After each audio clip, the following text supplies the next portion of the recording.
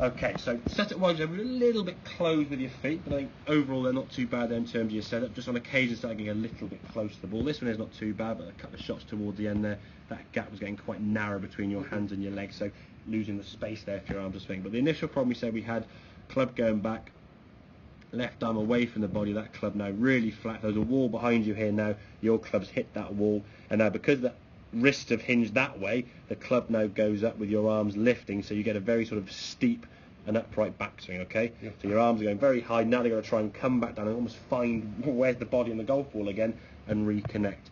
So the practice drill we're going to try and do, that was I think the waggle, where's the waggle, I have to go back a little bit. There's your waggle, okay? Now what we want to try and do from there is keeping the arms there, but that club now has got to stay outside your hands, okay? Left arm there is great, but the club's just gone back a little bit on the inside, just slightly, okay? Not much, but slightly, okay? So we can try and get that club, ideally it'd be sort of there. Yeah. So by trying to exaggerate towards the yellow line, you're kind of pulling it sort of this way, further back to where it needs to be, okay? So over-exaggerating that takeaway will kind of give you the feeling of where you want that club to be, okay? But then from there, as you bring the golf club back down, okay, we get ourselves set up. If we compare where you were here with that left arm there, no, as you go back, that's kind of your backswing there. So your left arm now is kind of a little bit more underneath your chin there into your body, and the club's not gone back quite as far, whipped inside, okay? Yeah. So we can swing that golf club back. Your left arm now, we can say it's not as long a swing, but look where your left arm is in relation to your body. Your left arm now is still working under your chin, whereas that one's sort of going up quite high and lifty. Yeah. So your angle of your club now is being created better. So when you come back to the golf ball, there's a lot less variation required. You just swing the club up and down, back to the golf ball. I think in time, when you get a bit more confidence, that body will start moving a bit more.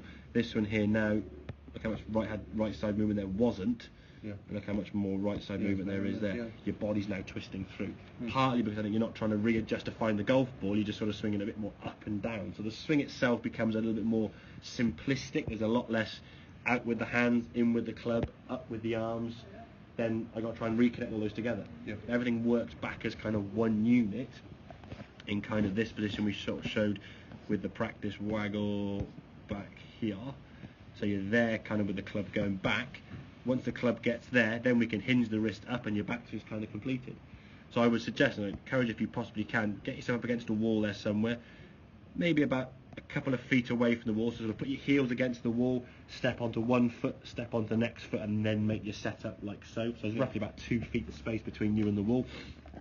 And then make some backswings now that you would be able to make that you'd miss the wall. So the club now would be in that position, more in that position there. So a little more compared to where you were there. I mean, if we go back to where the shaft was there now, that's whacked into the wall there very quickly, okay? And that left arm away from the body. You can just see those two positions now. This left arm's got a lot of daylight there. That's much better. It's a much more connected position there. It's nice to see it. Exactly, yeah. I think I got to say that from again.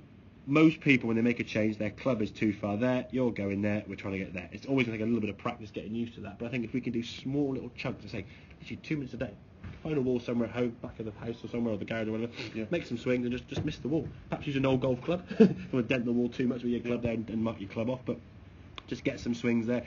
The key thing to remember is you don't just swing your arms like this to miss the wall. Right. We still want that left arm working exactly. Yeah. So just keep, when you check there, is your left arm sort of across your chest there? Is it not sort of moved out here to miss the wall intentionally? Okay, so just practice that waggle there.